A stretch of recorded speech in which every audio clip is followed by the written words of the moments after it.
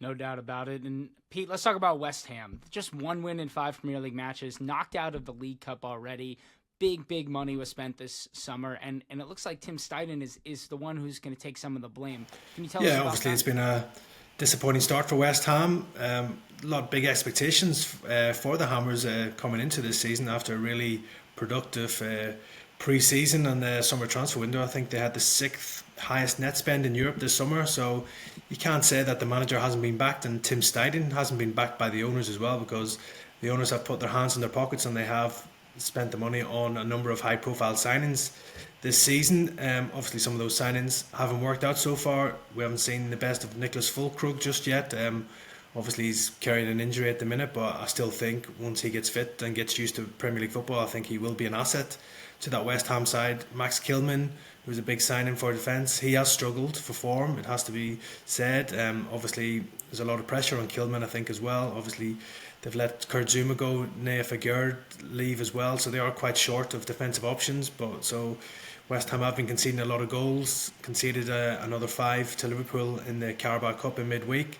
So obviously Steiden's coming in for a bit of flack for some of those signings, but I still think it's too early to judge Tim Steiden and Julian Lopetegui. We're just 5 games into the Premier League season, and look at those defeats, where those defeats have come from. They've come against Aston Villa, Manchester City, Chelsea and Liverpool in the Cup. That's 3 of those teams are in the Champions League, while Chelsea are one of the big clubs as well in the Premier League. So even in the David Moyes era, they struggled for wins against the top 6, top 4 sides. So it's nothing strange there. I think once West Ham do get a favourable run of fixtures, get all those signings to gel, I do expect him to climb up the table. And I'm sure, I still believe Lopetegui is a good manager, and I think he will get things right at West Ham. It's obviously been a tough start to the season, but they have had a tough fixture list as well. So I think there's no need to panic just yet if you're a West Ham supporter. I still think with the quality in that squad, I would expect a big improvement sooner rather than later.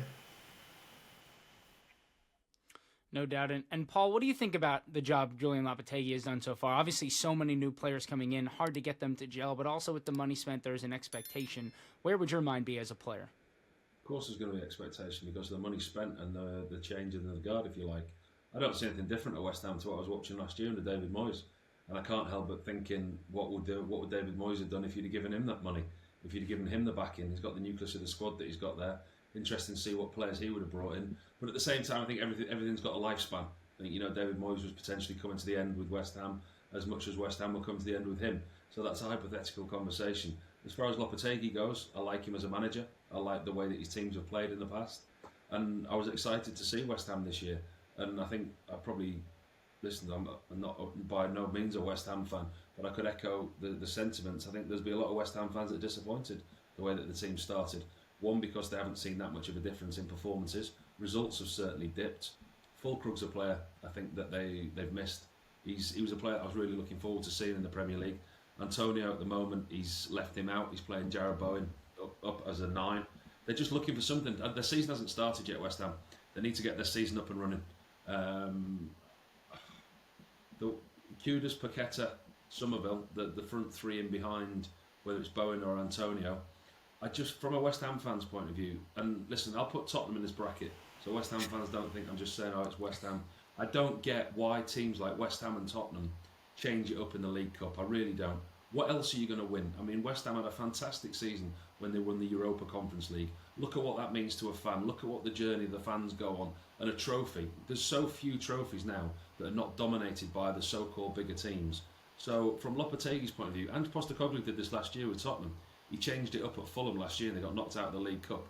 What else realistically are Tottenham going to win? The only other thing they were in last year was the FA Cup.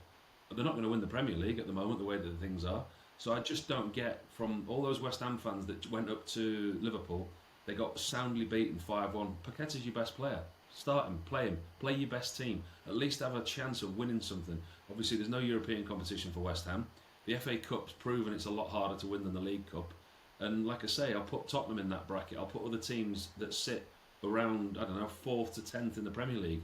Managers that change their team up in the League Cup, that don't give it the respect it deserves. Because what else are you going to win? Have a go and win it. So that for me would be a frustration from a West Ham fan's point of view. And I just think, I like what they've got. I like Mavropanos, I like Kilman, Rodriguez and Alvarez, the 2 holding midfielders. the quality that they've got there, you can reel off the names. It's just not clicked yet. It's just not got into gear. I think they will give him time because I don't know, we're fed up of hearing it with Eric Ten Hag and other managers. They love the word project and process. Trust the project, trust the process. But listen, six weeks ago, longer, 12 weeks ago, 14 weeks ago, they saw Lopotegui as the right man to take this club forward and trust him with the millions and bring the players in that he has done. That's not going to change overnight. You've got to give him a little bit of time with the injuries that he's had and the changes that he's had. I think they're a work in progress, but at the moment, underperforming, but I think they'll come good.